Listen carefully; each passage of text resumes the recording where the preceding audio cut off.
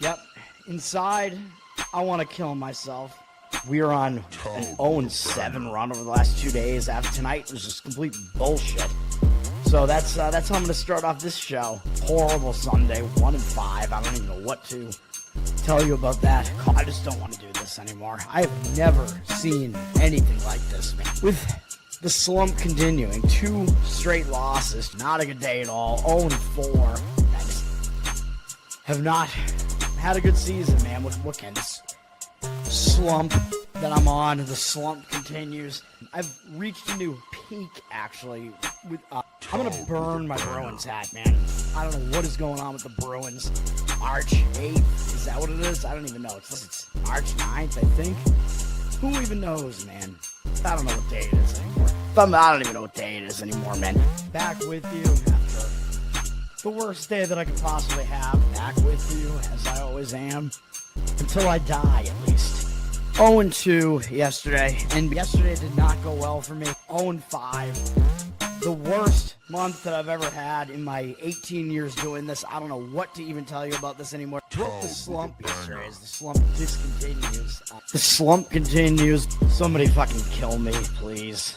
I don't even know what I should do at this point other than potentially end it all. What's up, everybody? It's Toad back with you. This is Toadstool Sports. Best bets for Sunday, November 23rd. Thanks, everybody, for hanging out last night for the NFL show. I gave out 2 NFL plays. One I'm not loving the market read on, but we're going with it anyway. Hopefully it's going to get it done. My camera's not working. Everything's awesome. I'm not working. Nothing's working. If you want to see my rant about yesterday's horrific card that I gave out yesterday, you can go watch the NFL show because I talked about it there. Don't really have time to do anything here. Jeffrey, what's up? Thanks for hanging out. I'm going to try to make this fast, and it's going to be impossible because we're in the early part of the college basketball season where we have a college basketball slate that's way too big for a Sunday when I'm trying to focus on NFL. I'm going to give out 6 college basketball plays because again, 2 Sundays in a row, the board is big, and I see some situations, so I'm just going to do it.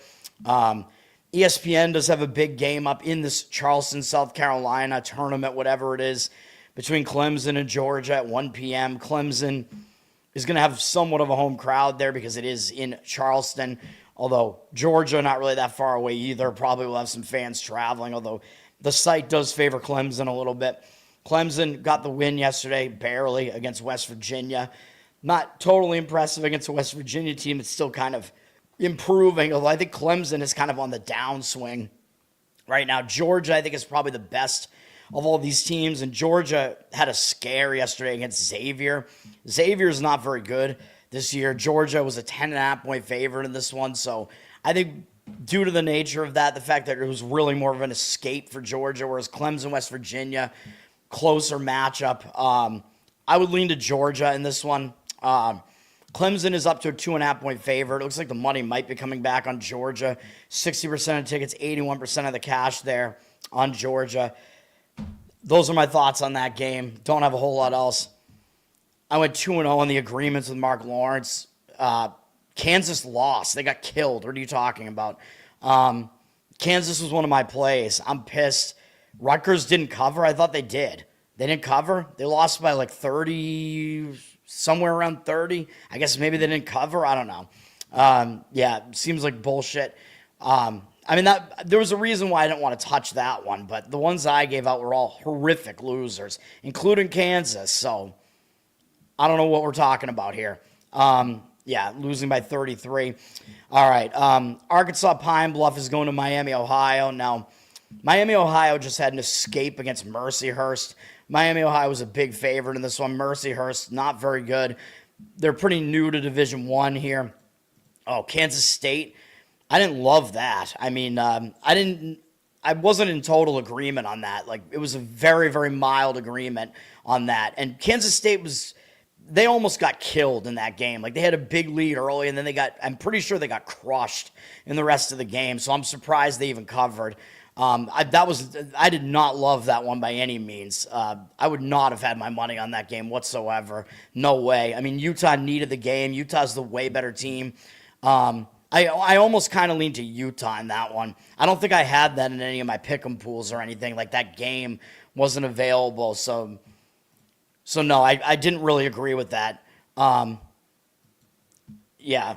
But yeah, Miami, Ohio, they're coming off an escape against Mercyhurst.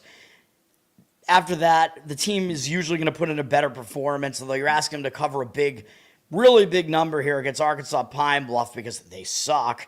Arkansas Pine Bluff literally has played every game on the road so far, which I know it means they're fairly battle-tested, but they're bad. It's going to take its toll at some point.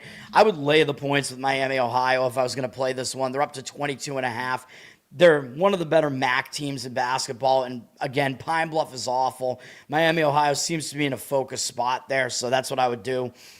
Binghamton and Canisius in this Buffalo battle here.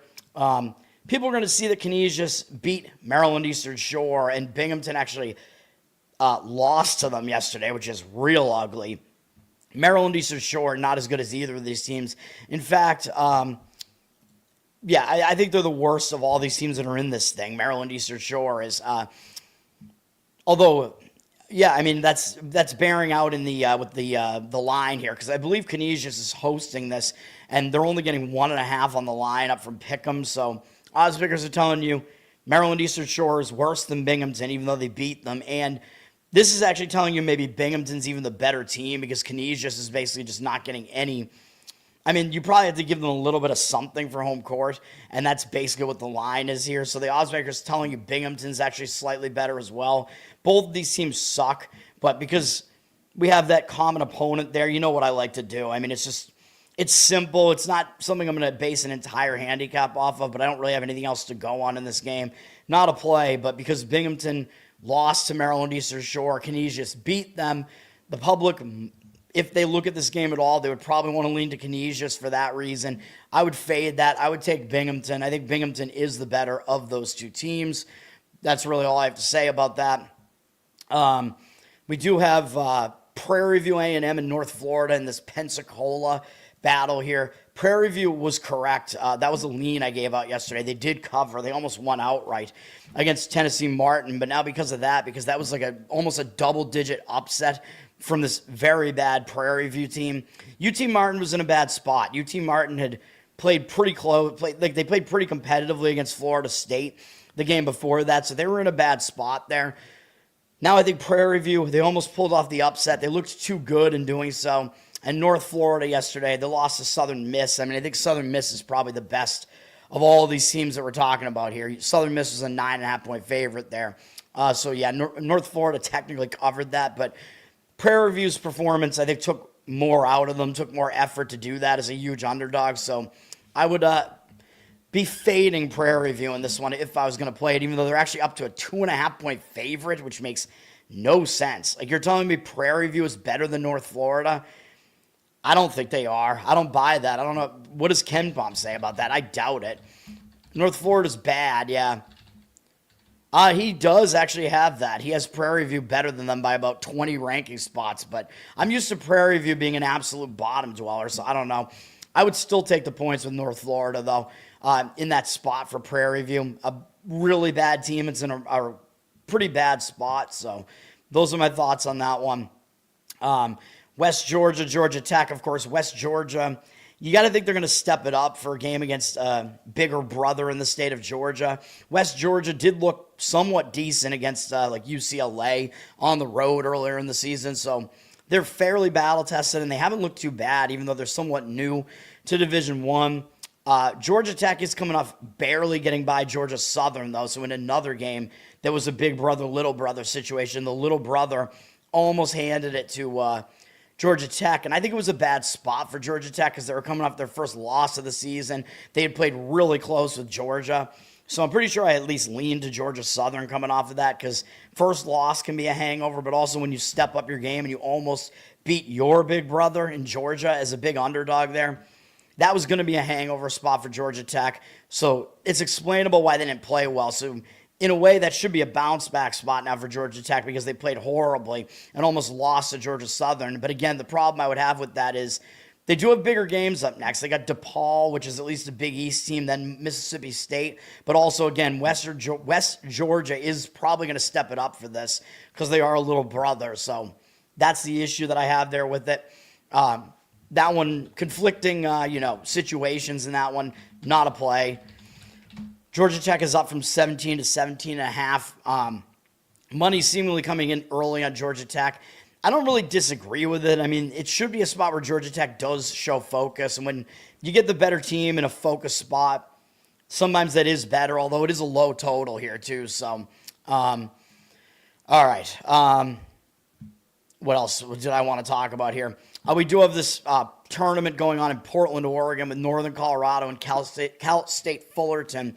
These teams both won yesterday.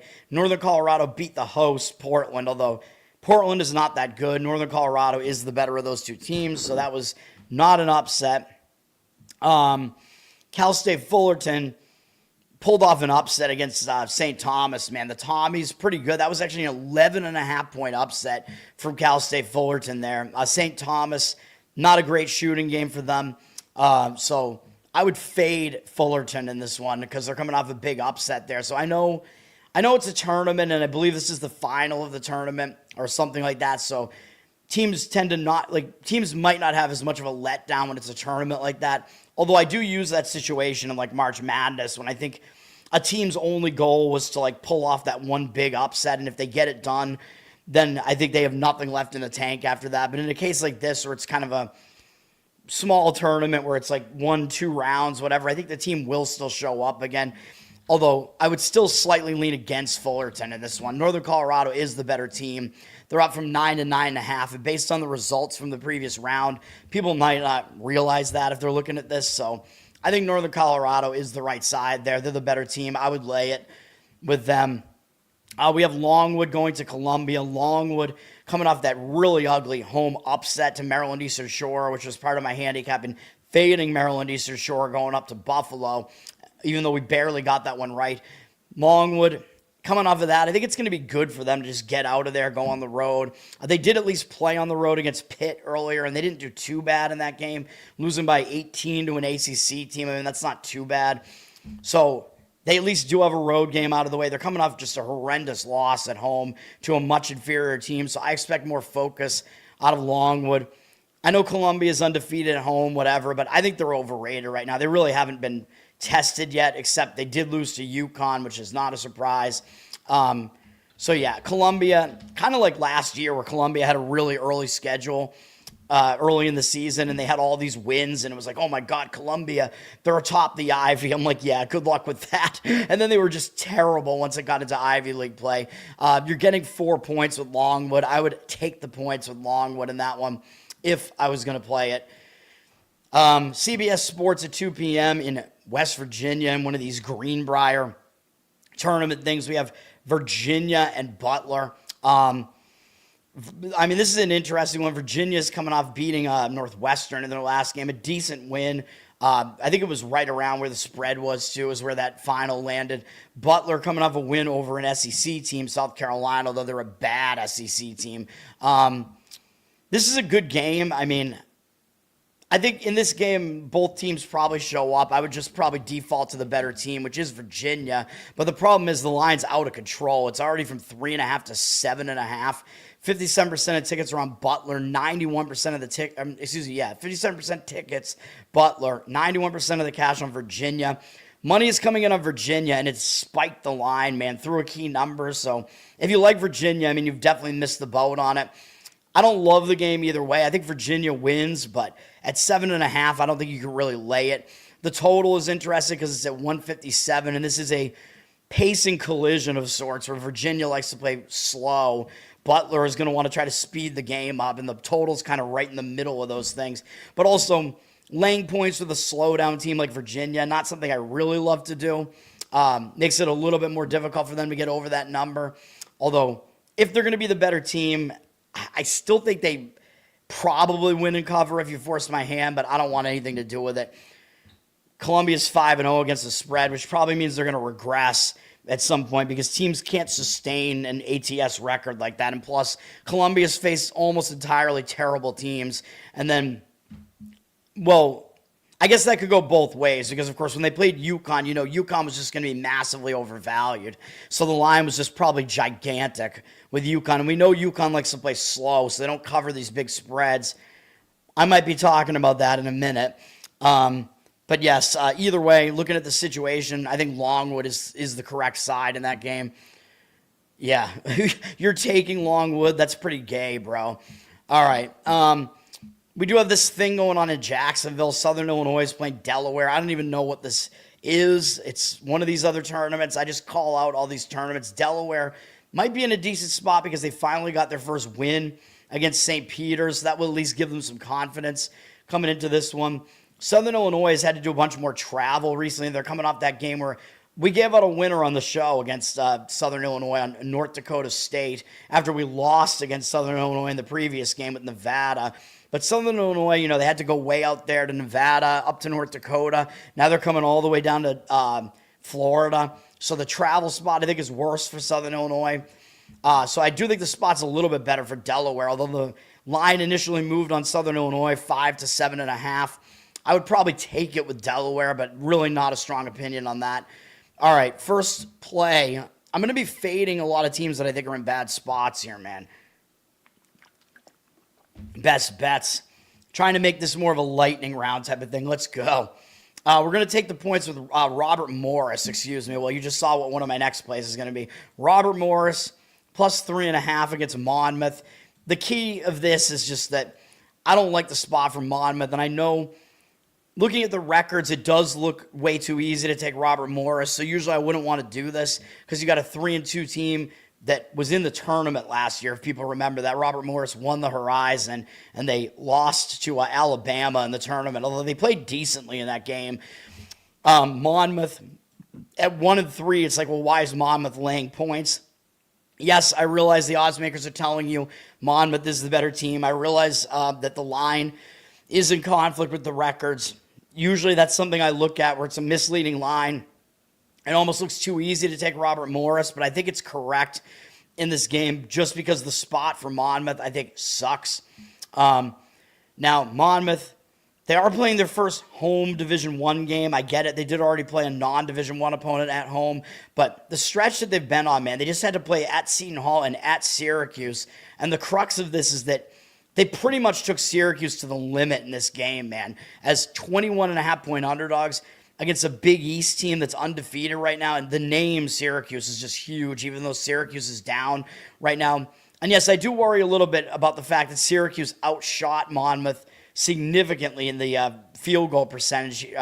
And three-point percentage was really high for Syracuse as well, but mostly in the field goal percentage. I do worry about that. Like, why did Syracuse almost lose the game if they had that much of an edge with the field goal percentage? But I just don't care, man, because Syracuse was running away with the game, and then I think they just took their foot off the gas. They stopped too early because they thought the game was over, and Monmouth made a huge run late, so you got a max effort on a Monmouth in this game to try to win this game, and they got back to within 2 points with 36 seconds left and then fell short. Pretty brutal way to lose for Monmouth, man, putting in that effort to come all the way back. Takes a lot out of you to do that, especially against a far superior team. So I think this is a flat spot for Monmouth. And then after they play Robert Morris, they do have to go play some tournament here, which is the Lafayette Classic. So they're only going to Pennsylvania, but still, it is some tournament. And sometimes you do tend to get more up for that than some random early season game. But the fact that they're off that Syracuse game looks pretty brutal to me. Robert Morris, I know they're coming off a game where they lost as an underdog as well. They didn't even cover, though, against St. Bonaventure, losing by 14 as an 11.5-point favorite. They were close in the middle of the second half in this game, but the game was pretty out of reach, and they didn't make a late run like that. So, a little bit less of an effort there. And St. Bonaventure, even though they're undefeated, they also just don't have that weight behind their name that Syracuse does. So I think this sets up better for Robert Morris in this one. Robert Morris is fairly road battle tested as well. They played Iowa, Drake, and St. Bonaventure all on the road, and Monmouth has got to be worse than all three of those teams. So this is the easiest road game for Robert Morris so far, so it's a step down in class for them. The money looks like it's against me on this. Monmouth down from 4.5 to 3.5, but 85% of the tickets on Robert Morris and 78% of the cash on Monmouth. I'm not totally surprised that the public might be taking the Robert Morris side, but again, this is a fade of Monmouth coming off that Syracuse game. That's pretty much the way that I do things. It is simple, but that's the way that I do it. The total's not very high at 149, so looks a little bit better to take points in a situation like that. All right, next up, you already saw it, but we have Western Michigan on the money line.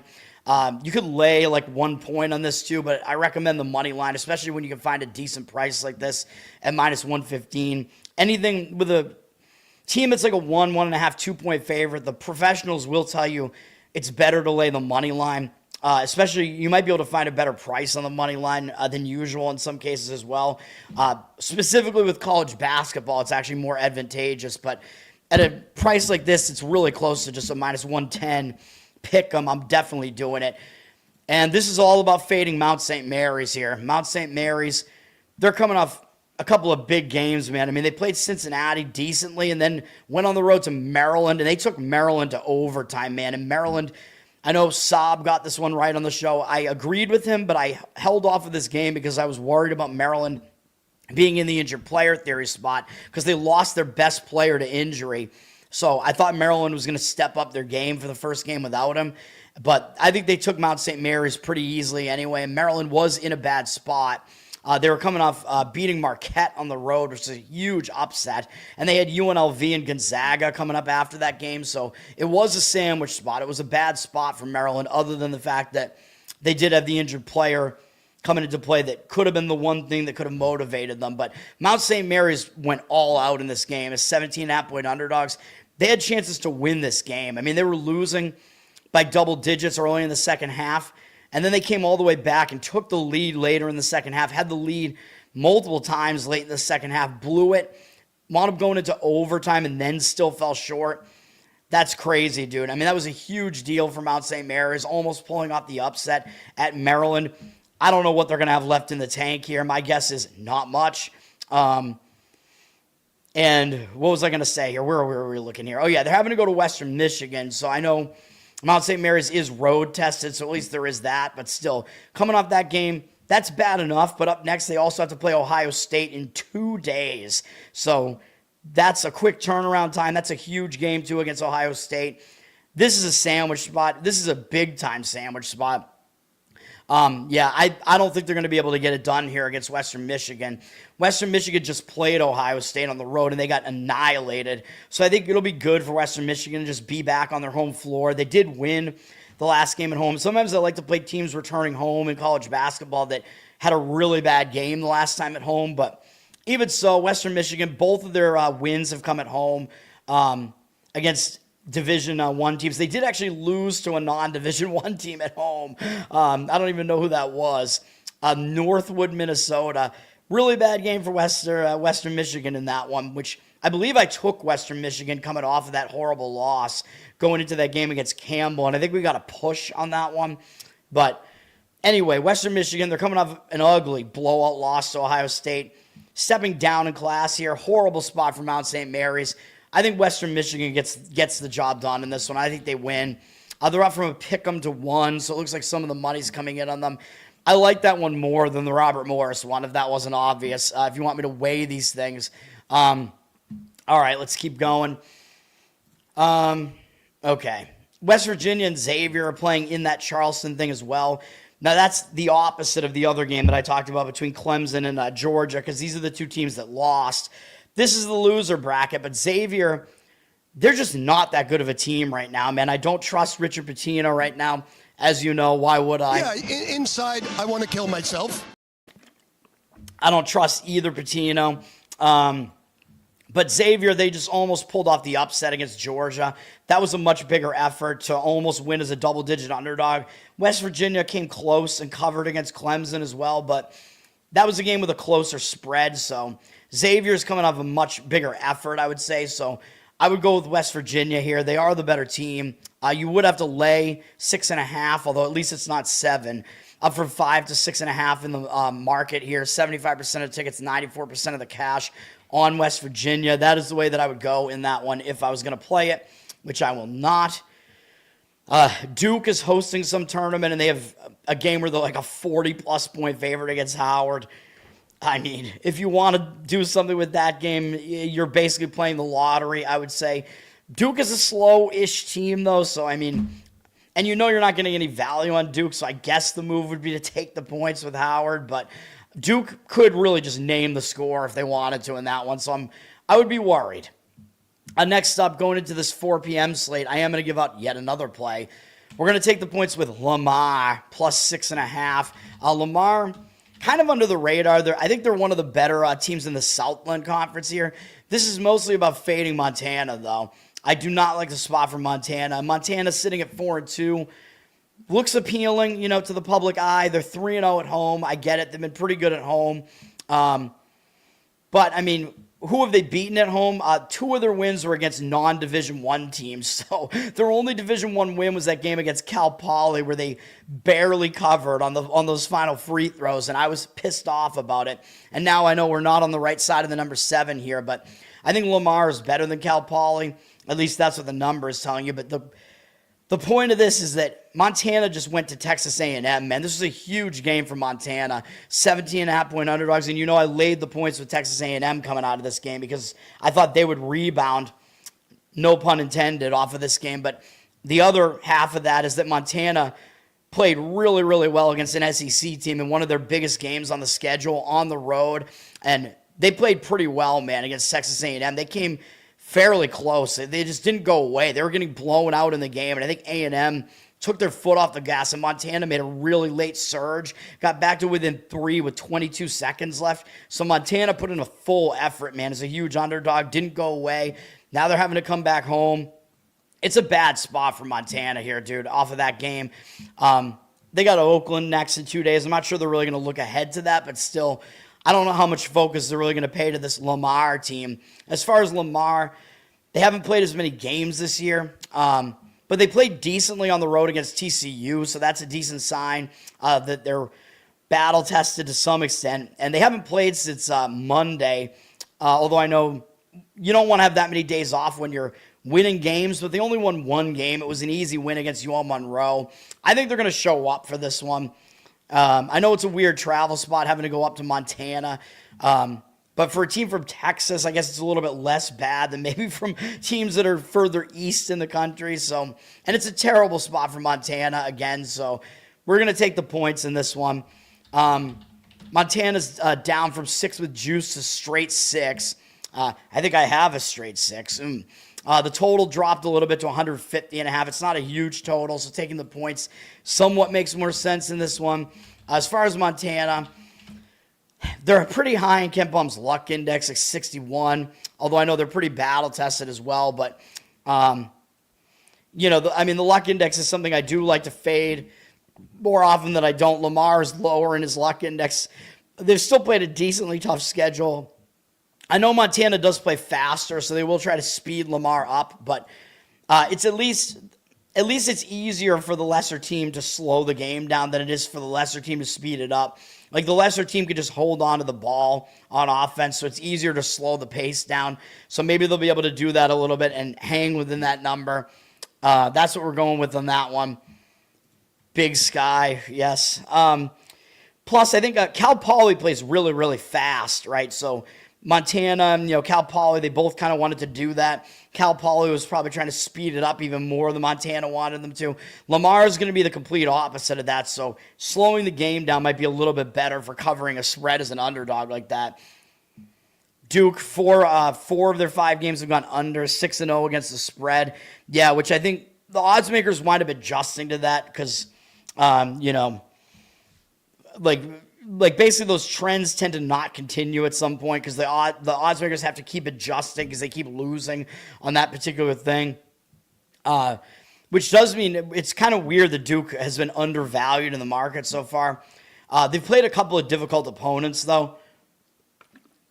So like not games where Duke would be like unbelievably overvalued, although they've been covering as the huge favorite too, but I still, if I was going to do it, I would fade them, but I just don't have much to say about that game at all. East Tennessee State is hosting some tournament here in Johnson City, Tennessee. Don't really have a whole lot to say about this. They're up against UL Monroe, who just lost to Morehead State. East Tennessee State, I think, just beat Morehead. Yeah, they did. So the public, if they see that, they'll be on East Tennessee, but they're probably not wrong in this case. East Tennessee is definitely the better team. I don't even know where they are here. I can find, what am I looking for? Not Morehead. Who are they playing against again? It's Monroe. Monroe's terrible. East Tennessee State's up to a 17.5-point favorite. I probably wouldn't lay it, though. I would probably take the points with UL Monroe. I mean, we all know East Tennessee State is the better team, but at that price, probably makes sense to fade, a little bit of the perception there. But do I want to do it? No. St. Thomas and Portland in that Portland tournament, I'd probably lean to St. Thomas to bounce back. They are the better team, even though I know they're in an actual road game here because Portland is the host. St. Thomas up from 4 to 4.5. I would lay it with St. Thomas to bounce back from that loss in the first round of the tournament there. Although I think Portland also did lose. They were an underdog, right, to Northern Colorado. Yeah, slight underdog. But still, St. Thomas lost as like a double-digit favorite. So I expect a better performance, a bounce back from them. UT Martin and Southern Miss playing in that Pensacola thing. UT Martin, of course, had the horrible game, as I mentioned, against Prairie View, and that was because UT Martin was off of playing a really tough game against Florida State, coming to within 14 of them. So they had a bad game against Prairie View. They made it into the next round here, so I expect UT Martin to bounce back from that. Like, that was a bad performance against Prairie View, and they still escaped. I think they'll be more focused here. Southern Miss had an easier win against North Florida. I like Martin in this one, UT Martin. They're actually laying points up from pick'em to 2. So the odds makers are actually telling you they're the better team here, too. So I would go with that. I would lay it with UT Martin. Not a play, though. South Carolina and Northwestern in West Virginia on CBS Sports and that Greenbrier thing. This is the loser bracket, I believe. Both these teams lost. South Carolina losing to Butler is a bit uglier than Northwestern losing to Virginia. Virginia will punish you physically. Both teams coming off their first loss of the season. So I talk about how that can be a hangover effect when you lose your first game of the season. So that's a wash between these two teams. Northwestern is the better team. They're laying 6. I would probably take the points, though. I know Northwestern's probably going to try to speed the game up, but Northwestern had a tougher game against Virginia. Virginia is better than Butler, so that's basically how I would handicap that one. Don't want to do anything with it, though. All right, I know I'm skipping some of these just because, I'm not totally interested in some of these games here.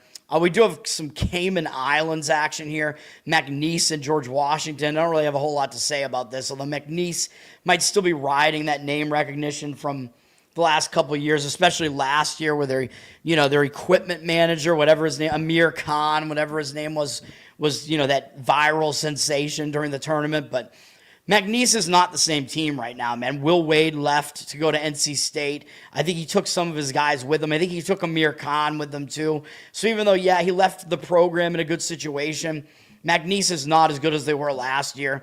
So they might be a little bit overvalued.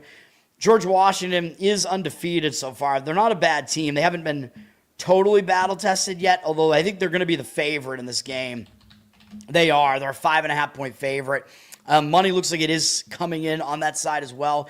I'll agree. I'll lean to George Washington in that one, laying the points. Don't want to touch the game, though, at all. Virgin Islands action continues with Yale and Charleston in the winner's bracket. Yale barely got by Green Bay, unfortunately for us, because I laid Yale in that game. That sounds gay, but yes. So Yale, I think they're coming off more of an escape against Green Bay, whereas Charleston beat, who did they beat? Boston College or something? No, UMass. I knew it was a Mass school. Yale's coming off the worst performance, so I expect Yale to bounce back here. I think Yale is the better team as well. Yeah, Yale's down from 7 to 6.5. It looks like the money's coming in against Yale, though. 67% of tickets on them, 89% of the cash coming in on Charleston. I mean, maybe Yale kind of riding that wave from the last couple of years where Yale made the tournament a couple of times, but I would still look to lay the points with Yale, in my opinion, in that one because they're coming off such a worse performance, but don't have a whole lot else to say about that. Yeah, the Skull and Bones at Yale. The Skull and Bones are at every school, man, including mine. Don't ask me how I know. All right, Youngstown and UNC Greensboro are playing in Jacksonville. This is kind of an ugly one. I think Youngstown might actually be the better team now. UNC Greensboro looks like they're down this year. Of course, they haven't even won a game yet. They played a couple of difficult opponents, Kansas State and NC State, but they didn't even come close in those games. They were non-competitive. Don't have a whole lot really to say about this. I just call out all these early season tournaments here.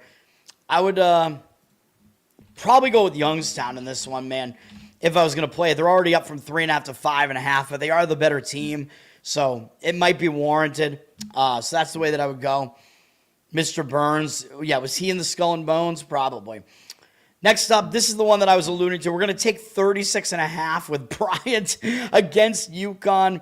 I know, but UConn, they're a slow-paced team, man, so they're not as conducive to covering a large number like that when they play really slow like that. I know Bryant wants to speed the game up, and UConn's probably going to slow them down, which might frustrate Bryant, but even so, you're asking a slow-paced team to cover a massive number like this. Really, all you need is Bryant to play close for some decent stretch of the game here, and that should get it done, but UConn's in a terrible spot here, dude.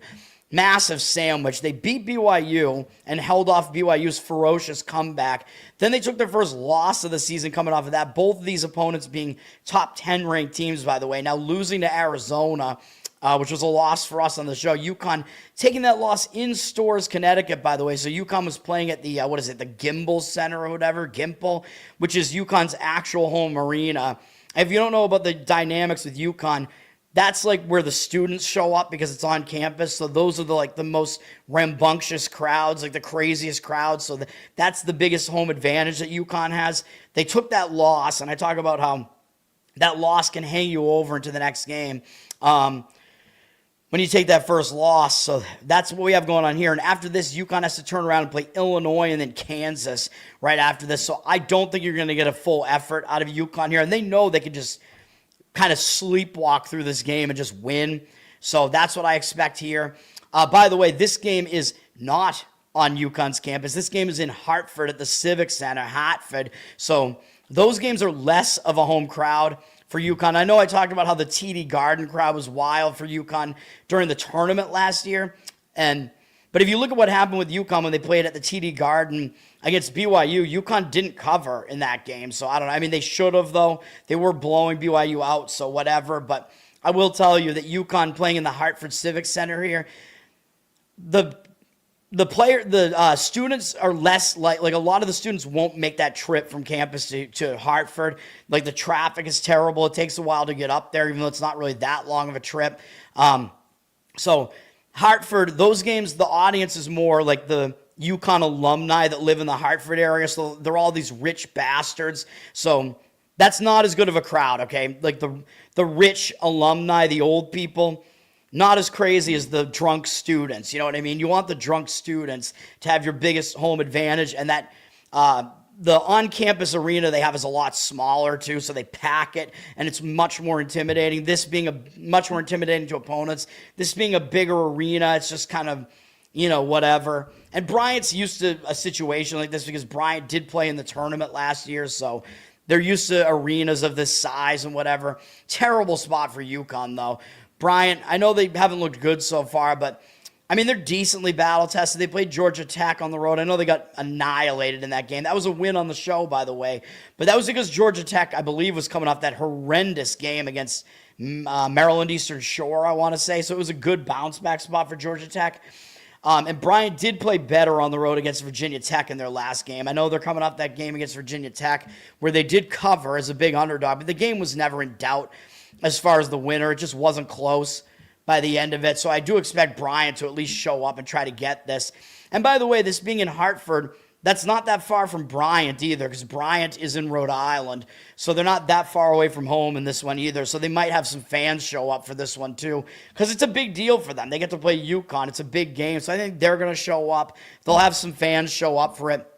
Bryant fans, Bryant students are actually probably, they're more likely to be incentivized to make this trip, let's just say, because this is a bigger deal to them. So we'll take the points with Bryant in that one.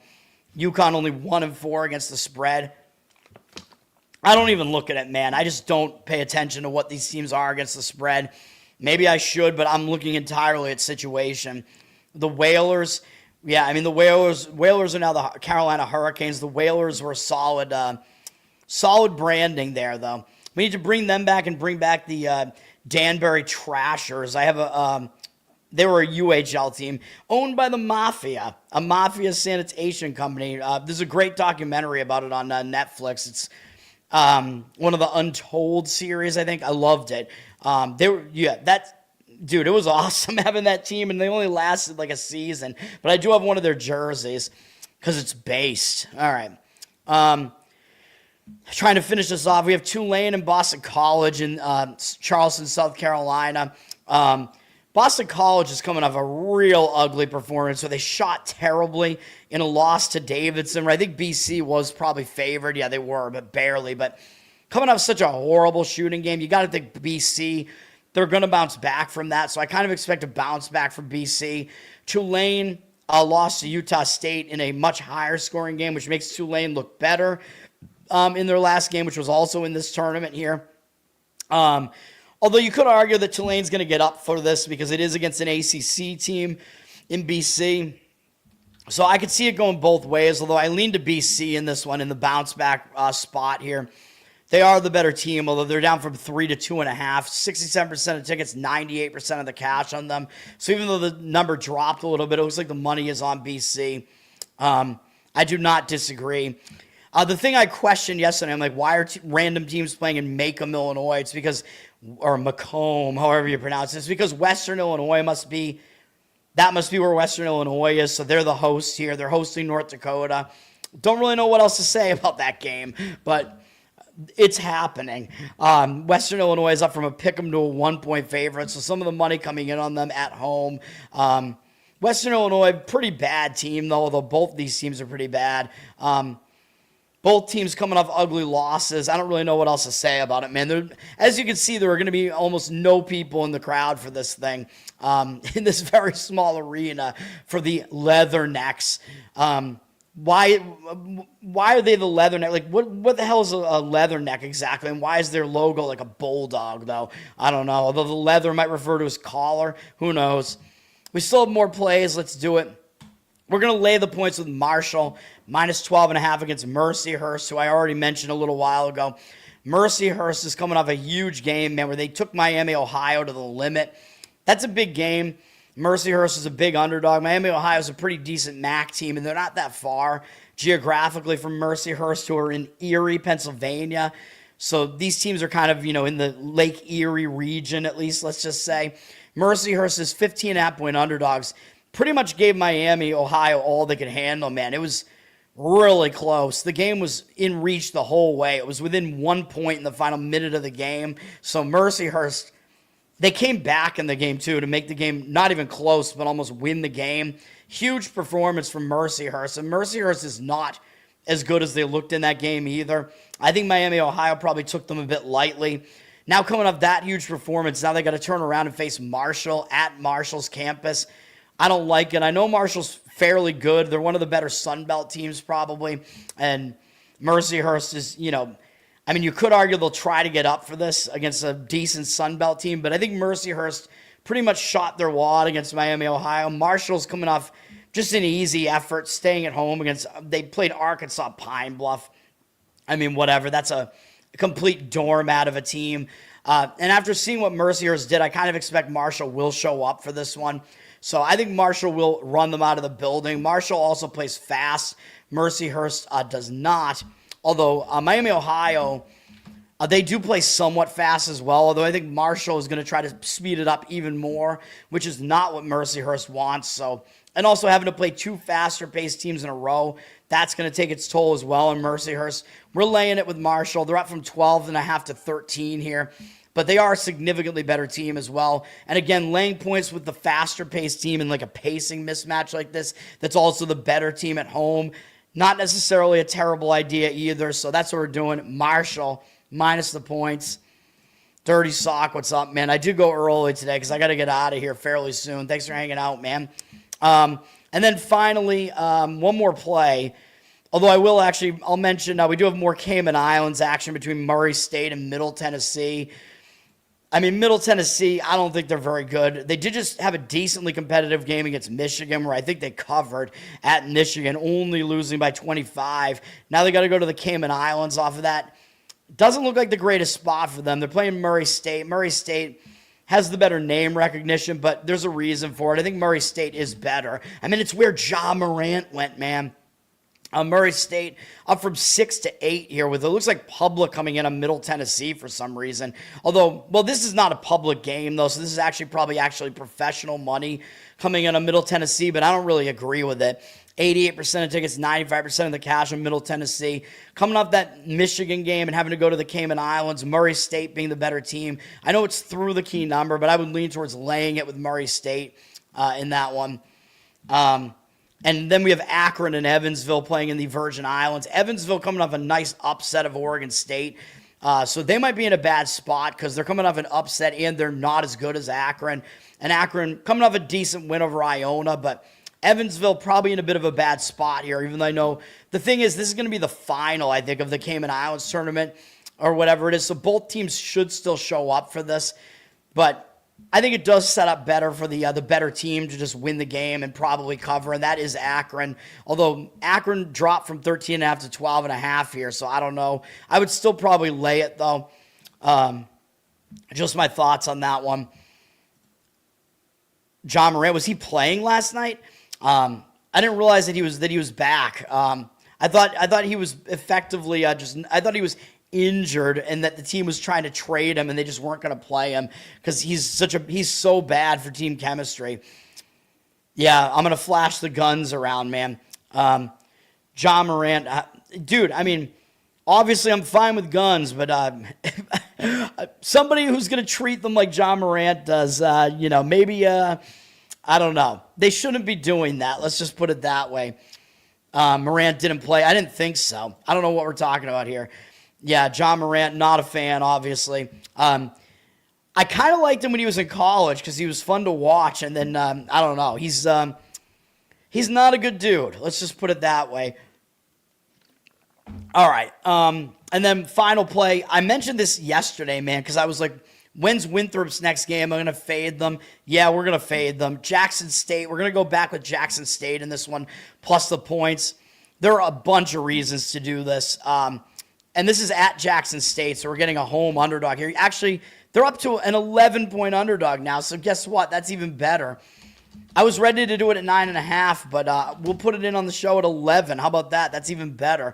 Getting 11 points, give it to me. I know Jackson State's not good. Obviously, they're not as good as Winthrop, but there are many reasons to do this. You're getting a bunch of points at home. I know the total's high in this one. Jackson State wants to play fast. I think Winthrop plays somewhat fast as well. Oh, they play quite fast. So, but that's not bad for Jackson State. I mean, both teams are going to play fast, so neither team is really going to be out of their element. But the thing is, Winthrop, as I already pointed out, they just took Arkansas right to the limit, man. Winthrop went on the road, 23.5-point underdogs, and they almost beat Arkansas. They had a comeback in the game. They overtook Arkansas. They had a 5-point lead with 2 minutes left, and then they never scored again, and they lost in the final seconds of the game on a Pringle layup, man. I guess he popped and he couldn't stop at that point.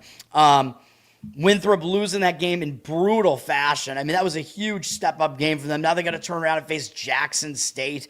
I mean, do you think they're really going to be able to get back up after that and cover as a huge road favorite? I don't really think so. And in 2 days, they got to turn around and go to Nebraska and play a Big Ten team, too. So this is a major sandwich spot between two power conference teams. Terrible spot. But let's make it even better. Jackson State, they just played Arkansas as well, and they got obliterated. So people are going to look at this and think, if Winthrop could almost beat Arkansas outright and Jackson State lost by like 54 points to Arkansas, why would you ever want to take Jackson State here? Although, look at the line. This was also at Arkansas, and Arkansas was only 6 points heavier of a favorite in this game than they were against Winthrop. So the odds makers are telling you, based on the odds in these two games against Arkansas, that Winthrop should only be 6 points better, which means that they should be what? Like maybe a 4-point favorite in this game, and now it's 11. Why is it 11? I mean, I don't know if there are injuries or what's going on, but there's no way this line should be 11, in my opinion, especially not in this spot. But again, it's going to be this transitive thing where Jackson State played way worse against the same opponent. But for Jackson State, I talked about how they do things, man. They did the same thing last year. They get massively battle-tested early in the season. They had road games against Illinois, Louisville, Auburn, Arkansas. I know they weren't really competitive in any of them, but that is a gauntlet. And they played Louisiana Tech, who's not terrible either. Louisiana Tech might also be better than Winthrop, by the way. Actually, no, they're not. I thought they might be, but Winthrop is actually decent this year. Yeah, Louisiana Tech's like 80 ranking spots lower in Ken Palm's rankings, but still, this is going to be only the second non-power conference team that Jackson State is playing, so they're stepping down in class again here. They did play better against Louisiana Tech. They only lost by 17 on the road at Louisiana Tech. That's not too bad. I know they didn't cover. They were 8.5-point underdogs, but yeah, I mean, this should be a step down in class for them. It should be easier, and this is the first home game of the season for Jackson State, so you've got to think they're going to have people showing up for this one, man, because they also go back out on the road for 4 road games in a row after this. So this is a huge deal. This is going to be their only game on their home floor for quite some time. So home opener, I think it's going to be big for them. Yeah, for all those reasons, Jackson State plus the points is the call in that one. I like it. We're going to do it. Hot Pringles. I don't even know if I've had them. I like spicy stuff, though. I got to try those out. I've tried a bunch of different Pringles. They do some weird things, man. They got, like, peppermint chocolate ones for Christmas. I got to try the spicy ones, though. You're going to take Jackson State. They better do it, man. I'm going to be really pissed if we have another horrible day here. All right, and then we do have more Charleston action here with Utah State and Davidson. Davidson has more of a home, bias in this game because they're in the Carolinas. Utah State pretty far away. Davidson coming off a much uglier performance where they beat BC in a low-scoring game. But then again, I mean, that's just not that impressive. Utah State, I think, had the better. Well, I don't know. They had the better-looking game against Tulane. I guess Davidson beating BC is, I guess, more impressive than maybe it looked on the scoreboard. I don't know. I don't know what I would want to do to handicap this. The money's coming in at Davidson. I guess I wouldn't disagree with it, let's just say. Utah down from 9 to 8. 62% of the tickets on Utah State. And then 57% of the cash on Davidson. So the money kind of coming in at Davidson there. You're gonna fade me on every play just so somebody wins on everyone. Yeah, that's the way to do it, I guess. Although, I mean, I have been winning, long term. So I don't know. Fading me, maybe not the greatest idea. Oh God! All right, we got to get this show done, man. I got to put out all my fucking videos. All right. Buy it down to 9.5. We'll middle it together at the 10. All right, let's go to hockey. I have one hockey play here. Not a huge hockey slate today, but kind of bigger than I thought it would be. Carolina is going to be at Buffalo. Carolina, what am I looking at here? Where did I go? Oh, Carolina's coming off a win over Winnipeg. Winnipeg. There you go. That's a big game. Nice win over Winnipeg. Now they're going to play Buffalo. Looks like it could be a bit of a letdown spot for Carolina. They do have the Rangers up next and then Winnipeg again. Those are probably bigger games than this Buffalo game is to them.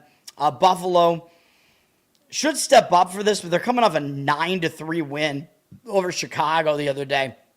Yeah, Buffalo's staying at home. I know it's Carolina, so they should be focused, but I don't love playing teams that are coming off massive blowout wins like that. So, I mean, this is a complete stay away from me. I would probably slightly lean towards Buffalo, but I don't want to do it. This game, it was, anytime you have a 9-3 win, it's misleading. But they did outplay Chicago in the game statistically, so at least that was the case. So it's at least not misleading in that way. Okay. Carolina, 62% of tickets, 75% of the cash on them, though. But they are a fairly public road favorite of a pretty heavy variety, down from -190 to -186. Slight lean towards Buffalo as the home underdog there. Minnesota at Winnipeg. Minnesota's coming off a win over Pittsburgh after beating Carolina and Vegas both in overtime and shootouts, and Anaheim before that. So they're on a nice run of wins here. And then they beat Pittsburgh. But remember, Pittsburgh was coming back from Sweden, so they were in a bad spot there. Minnesota shut them out. So a lot of times I will not want to play on a team that is coming off a shutout win, especially with this run that Minnesota's been on, a bunch of big wins in a row. Although they did lose to Winnipeg at home in late October, and this is a big divisional matchup, so I'm not saying they're going to overlook Winnipeg. And maybe they have a little bit of revenge in mind, so I expect Minnesota will at least still try to show up. So the question is how tired and how overvalued might they be here. Winnipeg did just lose to Carolina on Friday, so it's kind of a difficult spot for them coming off a big game against Carolina. Difficult handicap in this one. The money's coming in on Winnipeg, 65% of tickets, 98% of the cash on them, up from -120 to -130. Oh, man. Winnipeg is in the, they're in the better rest spot, let's just say, because they haven't played as difficult games recently. But, I kind of want to lean towards the underdog in that game a little bit with Minnesota, because I think they will still show up. But I also kind of hate that the run that they've been on, although at least the 5-0 win was at least an easier effort. So let's just put it that way. Yeah, we're gonna middle it. Bet against each other. No, Z doesn't actually disagree with me, man. He's being funny. Or maybe he does disagree with me. I don't know. But he's not saying that, though. He is being funny. Seattle at the Islanders. My recent nemesis, the Islanders, who I got back against in their last game. Seattle just beat Pittsburgh on the road yesterday. So they're in a back-to-back, third game in 4 days.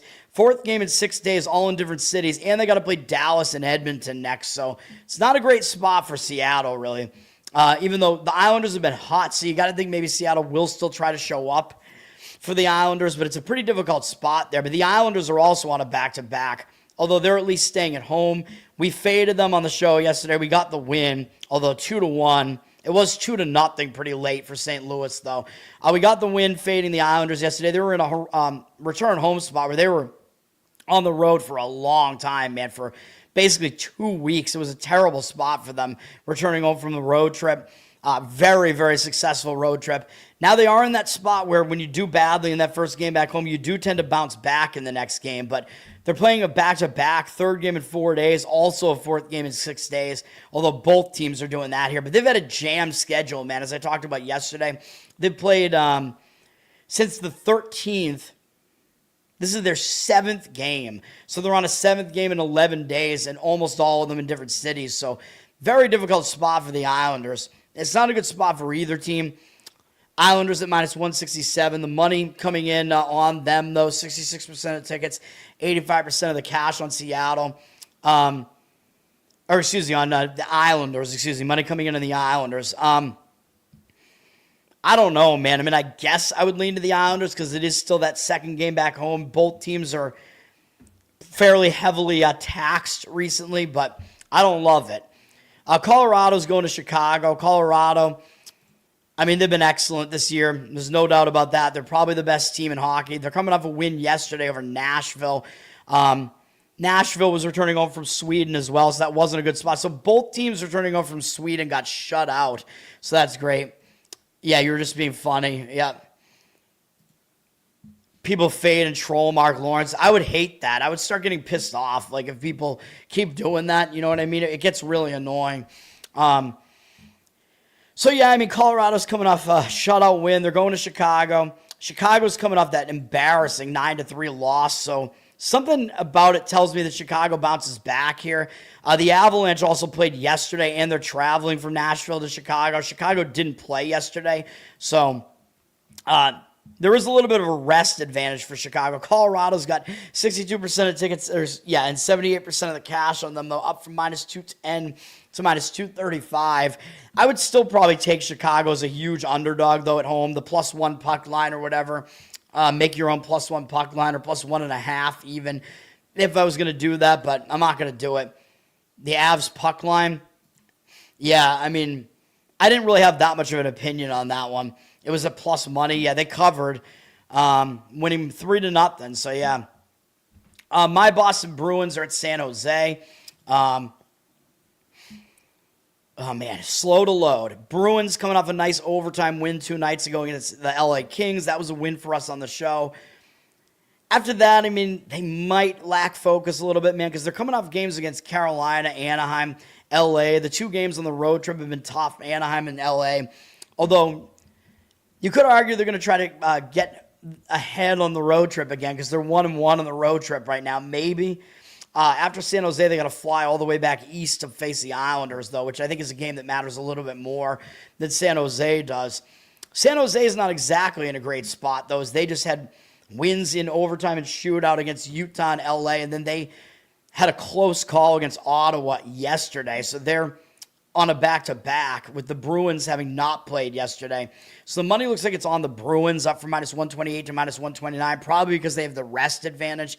55% of tickets, 64% of the cash coming in on the Bruins. I don't really love it, though, man. I think the Bruins might not have focus in the game here against San Jose, so I don't know. I slightly lean against the Bruins in that one and towards taking the home underdog, but the odds makers are telling you still to not buy San Jose's record that looks like it's a decent record, that they're not as good as that looks. And then finally, my actual play, we are going to have Vancouver on the money line. I know it's at minus 140, but I like the spot here. They are the better team, even though the records kind of tell you that as well. Calgary, they're just really not a good team, man. Maybe not even as good as their record looks, but Calgary's coming off beating Dallas in a shootout yesterday, and that was a third game, or no, that wasn't a third game in 4 days, my mistake. That was a third game in 5 days, I guess, but still. They returned home. They got the win over Dallas. Now they have to go right back out on the road again with no time off, and I know Vancouver's kind of a big deal for Calgary because Vancouver just has that bigger name recognition, but even so, coming off that win over Dallas with no time off, having to travel, I'm just not sure I see it, man. And for Vancouver, looking at Vancouver, they, let me see. They just lost to that same Dallas team, but they have multiple days off, and they're staying at home. And in that Dallas game, they were in a return home spot. So I talk about how that's difficult a lot of times when you return home, even though Dallas is a team you try to focus on. The return home from the road trip spot's a difficult spot, man, and they took the loss. And a lot of times when that happens, you play a lot better in the next game. This is the final game of the 2-game homestand, so I think they're going to be motivated to try to bounce back, split that road trip. People might see Calgary as the underdog, and the fact that Calgary did just beat Dallas, who just beat Vancouver, and think that there's some value taking Calgary as the underdog. I don't think so, though. Vancouver's still the better of the 2 teams, even though I don't think either team is that good. Calgary's just bad. Vancouver, 65% of tickets, 79% of the cash on them. They dropped from minus 155 to minus 140, so you can get a cheaper price on them, but it looks like the cash is coming in that way. Vancouver is the only hockey play of the day. Now we do have to go to NBA. Let me get some more water first, and then I got to finish this, get all my videos out, and then leave, man. So hold on a second, and I will give you 3 NBA plays. There's just way too much going on here. We got to do the final market read up. Hang on a minute. We got to do the final market read here, too. I'll be back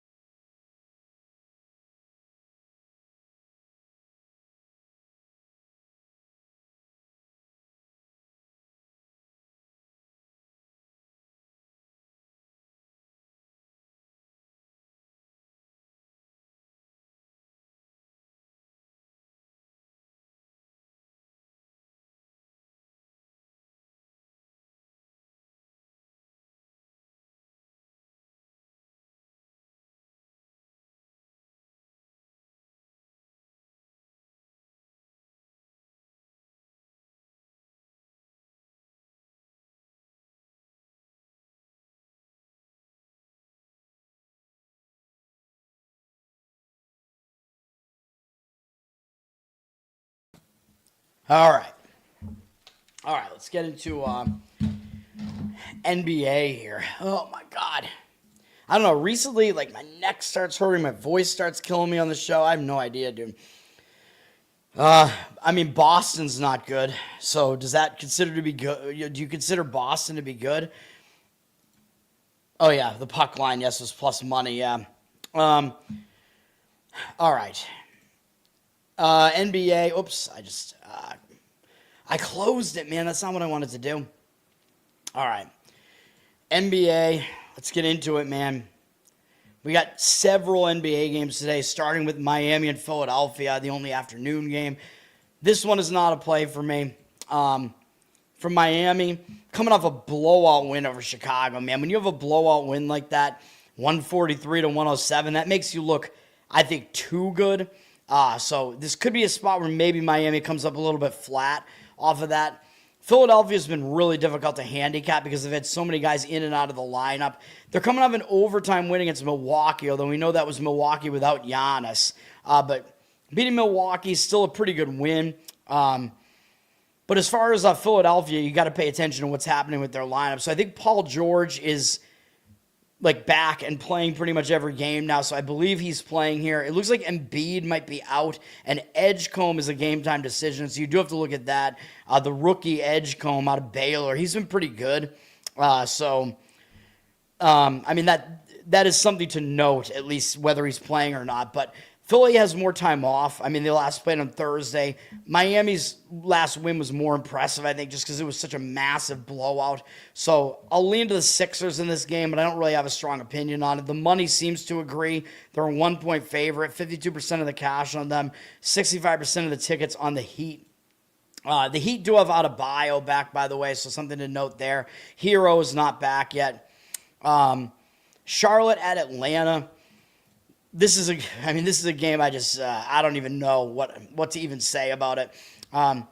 Charlotte, they're on a back-to-back and having to travel now from Charlotte to Atlanta. I know it's not a huge travel spot to go from Charlotte to Atlanta, but still, they are on a back-to-back, so just something to note. But they did get blown out at home against the Clippers, so in a way, maybe going out of the road is a good thing.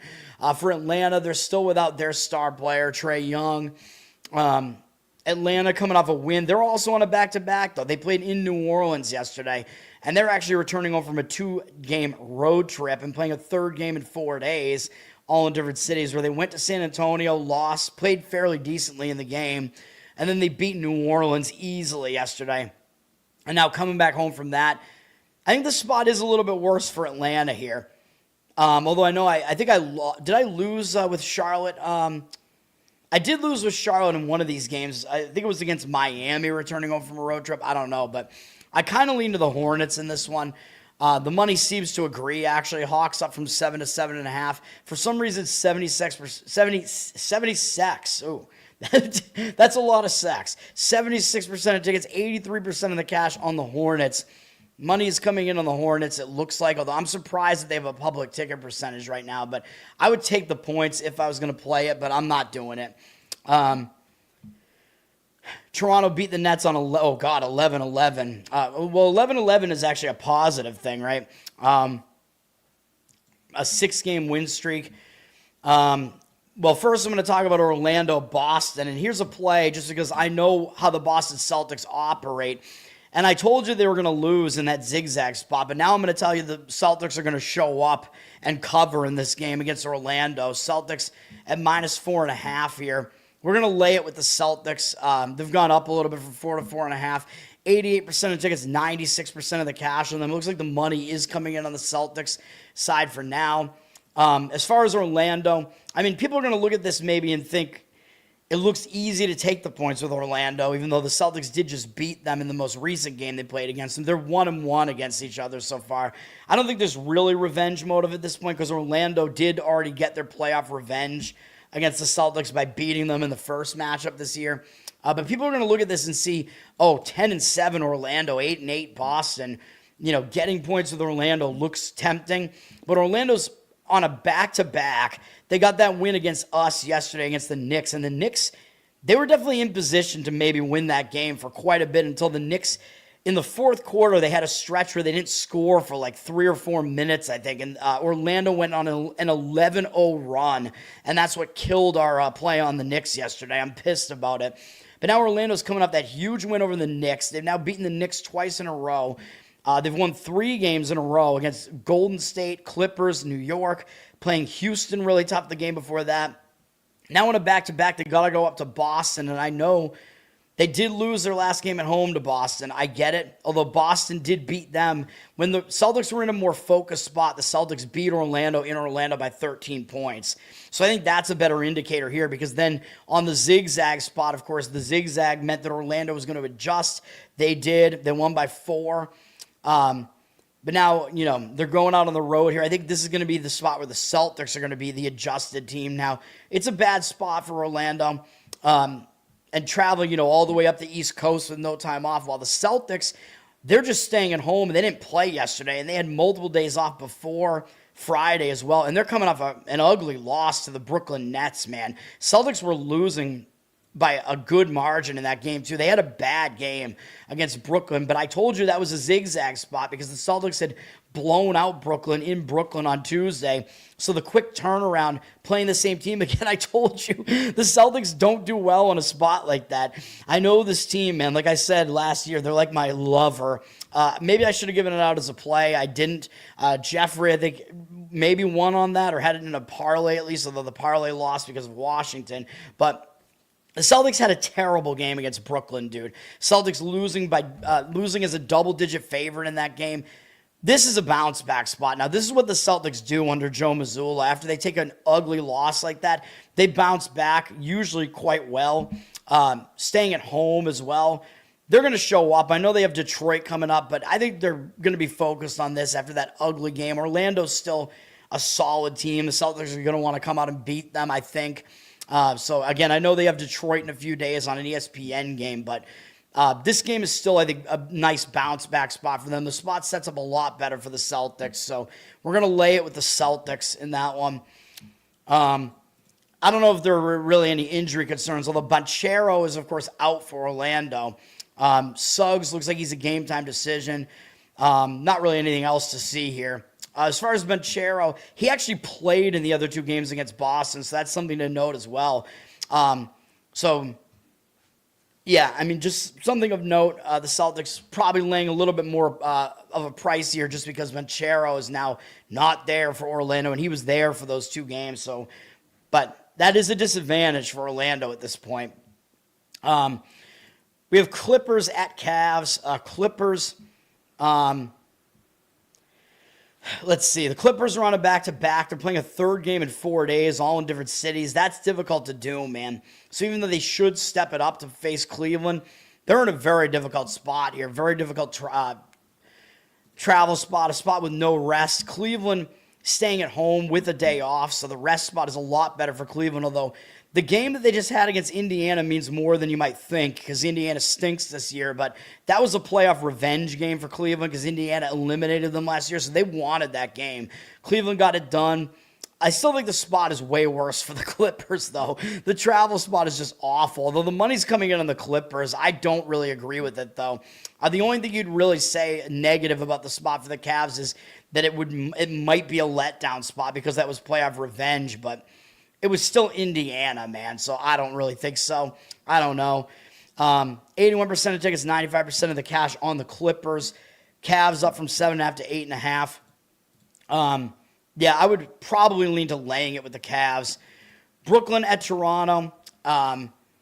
You would think that I would want to fade Brooklyn here because they're off that big upset win over Boston, which is true, but they might show up for Toronto as well. I mean, they did lose to Toronto at home not that long ago, so Toronto might take Brooklyn a little bit easily. But Brooklyn, I mean, what am I even saying? Yeah, Toronto might take Brooklyn a little bit easily, so maybe Toronto will overlook Brooklyn a little bit.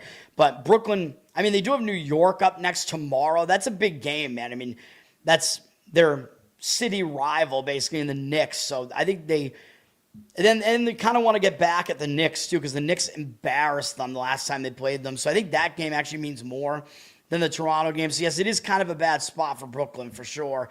But I don't like the spot for Toronto either, really. Because Toronto has to play Cleveland tomorrow. That's really kind of the crux of it. Toronto might overlook Brooklyn. That's what, as I was alluding to, because they did already beat Brooklyn on the road. They got Cleveland next. I can't quite get there with this.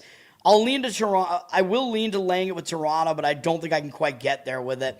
You have to lay a big price with a team that might not have full focus. Raptors down from 14 to 12.5 here. 73% of tickets on the Nets, weirdly.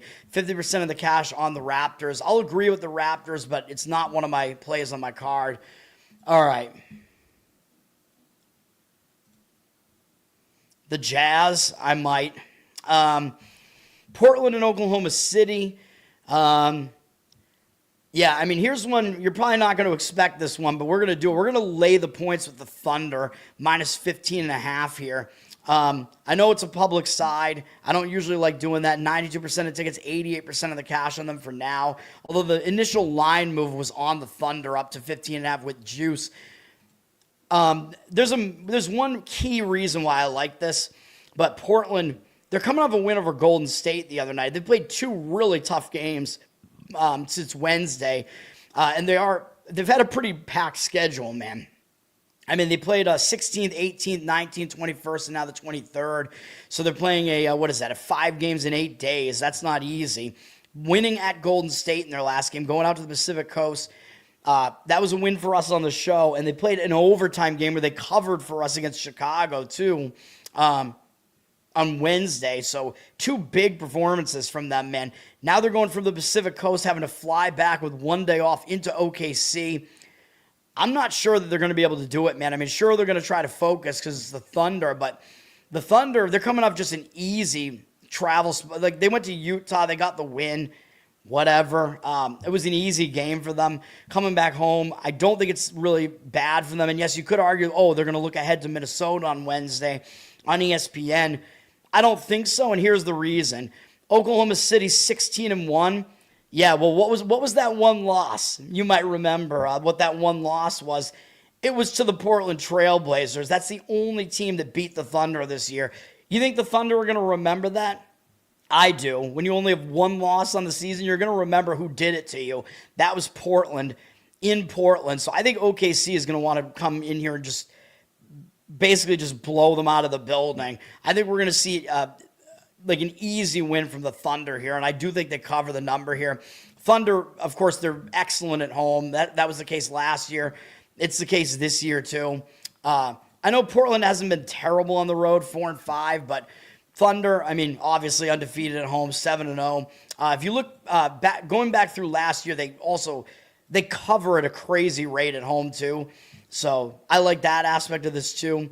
Like, how many games have they covered at home this year? I know they didn't cover the first couple, but since they got into a groove, they covered against Washington, New Orleans, Golden State, Lakers, blew those teams completely out of the building. Sacramento, I think they've covered like 5 straight games at home after they failed to cover the first 2. So they're on a 5-0 ATS record at home as well, I believe.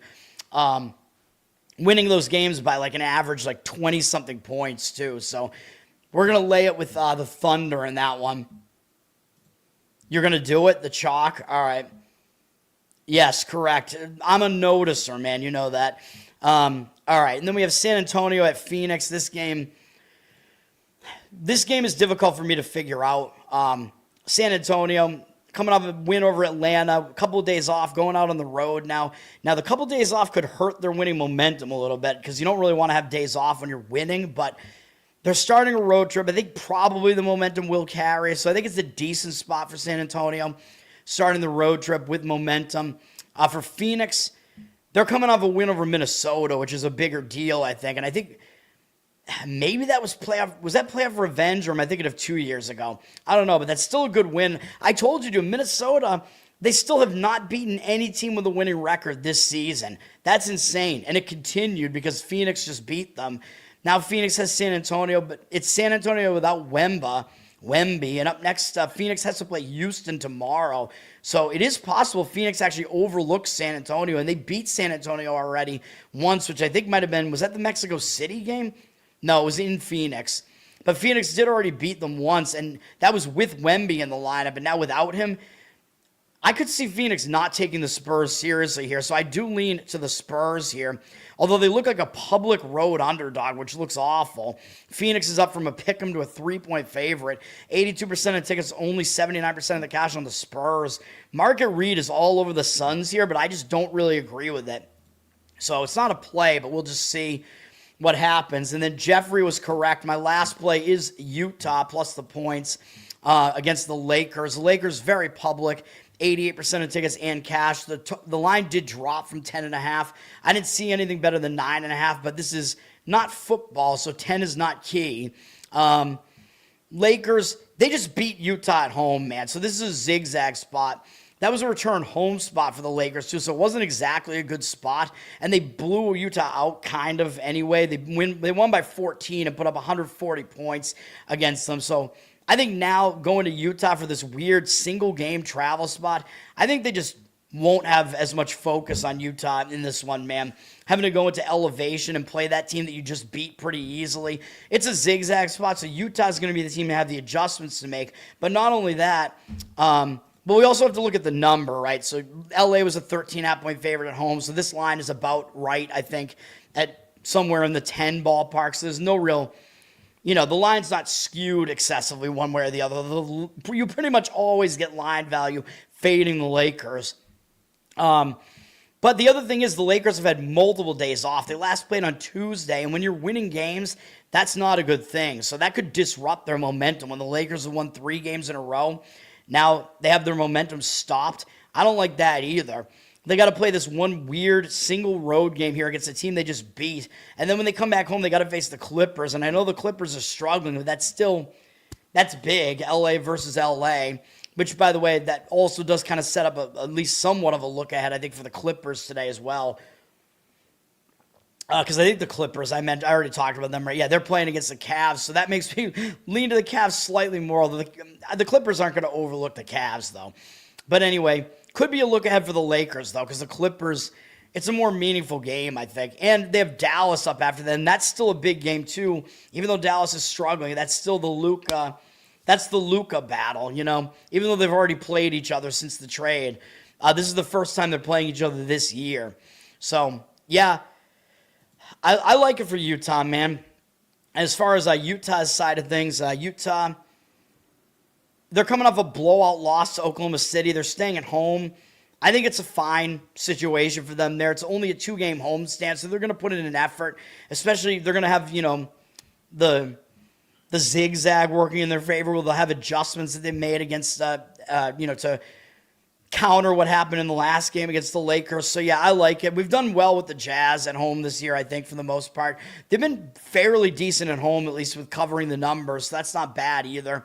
I know LA is really good on the road, though, 7-2. So, but you're asking them to cover a big number in a bad spot. Utah, 4 of their 5 wins have come at home. So Utah is definitely better at home than on the road. And some of those have been my plays. So Utah plus the points. Thank you, sir. Well, I'm probably not driving. I don't drive into Boston. There's nowhere to park. Boston is disgusting for driving. There's no way I'm doing that. Public transportation is terrible, though. I'm not going to do the clams today either. I don't know. It's not something I like to do in cold weather, really, either. The Bears, I completely disagree with the Bears. Absolutely not. Bears are the most fraudulent team that I've ever seen. No. Especially if Aaron Rodgers is not playing, then you got to take the Steelers plus the points. But I'm going to do the final market read here anyway. But even if he is still playing, I don't buy the Bears at all. I talked about it. Go watch my show last night, but the Steelers are probably going to be in my pick 5 because I don't have too many great opinions on these games today. So, once again, my plays for the day, though, Raiders minus 3.5. I don't think we're going to get the 3 on this. And the market read is looking against it now with the cash coming in on the Browns, but I don't care. There's a lot of history that the Browns are going up against, plus a bad situation. And we're on Arizona plus the 2.5. Which I don't think we'll get 3 on that at all, but the money is agreeing on that one. I like the that's a perception mismatch game there. Then once again, the rest of the plays, college basketball, Robert Morris plus the points, Western Michigan money line, Lamar plus the points, Bryant plus the points, Marshall minus the points, Jackson State plus the points. NHL, we got Vancouver money line. NBA, dude, this is so much Instagram I got to do real quick. Boston minus the points in NBA. My Celtics laying the points with OKC. And Utah plus the points. Those are all the plays. Final market read here, which most of these will probably be what I wind up picking. The market read is saying Steelers plus the points. I definitely agree with that. Jets plus the points. I mean, I have a weak agreement on that one. Giants plus the points. That one worries me a bit more because I do think the Lions are going to be in Dan Campbell angry mood, but they do still have a major look ahead to the Thanksgiving game. So I guess I'll still agree with the Giants plus the points, but I don't love it at all. Bengals plus the points is the market read on that one. I don't disagree. Titans plus the points I like quite a bit. That one almost made my card, so that's probably going to be the other one in my pick 5, just so people know. I already took Houston because that was one of my plays, obviously. I will have the Raiders and Arizona because those are my plays. And my other 2, probably Steelers and Titans. Vikings, Packers. The money's coming in on the Packers, laying it for now. I mean, that one is more difficult for me to figure out, man. I kind of lean against it. As I said last night, Packers, they just have not been good as a favorite in this price range, and they do still have the Thanksgiving look ahead as well for themselves as well. So I might disagree with that one a little bit. The money is coming into the Chiefs now, which that helps me out in that game because I kind of liked the Chiefs in that game as far as how that game sets up. So probably lean to the Chiefs in that one against my Colts. And then I already mentioned the Cardinals. The Browns are getting the cash right now in that game, but I like the Raiders, as you know. Money is heavily on the Saints in the game against the Falcons, even though the Falcons are in the injured player spot. It's like Kirk Cousins is dead or something, man. I don't know. I won't disagree with the Saints in that one, though. Money coming in on the Cowboys. I like that one, too. That one, there's a chance that one makes my pick 6 instead of the Steelers, to be honest. I like the Cowboys in that one against the Eagles. And then I like the Buccaneers plus the points against the Rams in the night game, although the market is kind of saying differently, but we'll see how that shapes up. And then I still like the Niners tomorrow night, but we'll see how that shapes up. I'll talk about that game more tomorrow. That's going to do it. Learn to Toad on Twitter. Learn to Toad on Instagram. Like, subscribe to the channel here. Give me good comments, all the things. Listen, give me a good review on Apple and Spotify. That helps me out too. Covered in Uke, my Uke channel here on YouTube, and patreon.com/learntotode. And you can get Spotify Uke feed and what else? Oh, you can request stuff from me. That's it. That's going to do it. You're actually going to try to middle that. I don't know if I would do that, man. It's such a slim margin, and there's no key. If it was through a key number, it would kind of make sense, but there's no key number in basketball in that range. You know what I'm doing in that game. You want to take the Blackhawks today? Yeah, that one is not making my card. I'll tell you that. I don't really want to jump in front of that Avalanche there. You might get swallowed up by the Avalanche. The snow will just cover you and kill you, man. I don't know. I do lightly agree with the Blackhawks, like at a huge underdog price, but still. Oh, you're doing it for $10. All right, man. Hopefully it middles for you. That's gonna do it, man. We'll be back tomorrow, I guess, for whatever's going on tomorrow. Besides Monday Night Football, Monday's usually pretty light, so hopefully it is. Give me a little bit of rest here. Got to get the show up and the Instagram stuff done. That's gonna do it. My NFL ones are already up. Peace out for now, guys. Thanks for hanging out.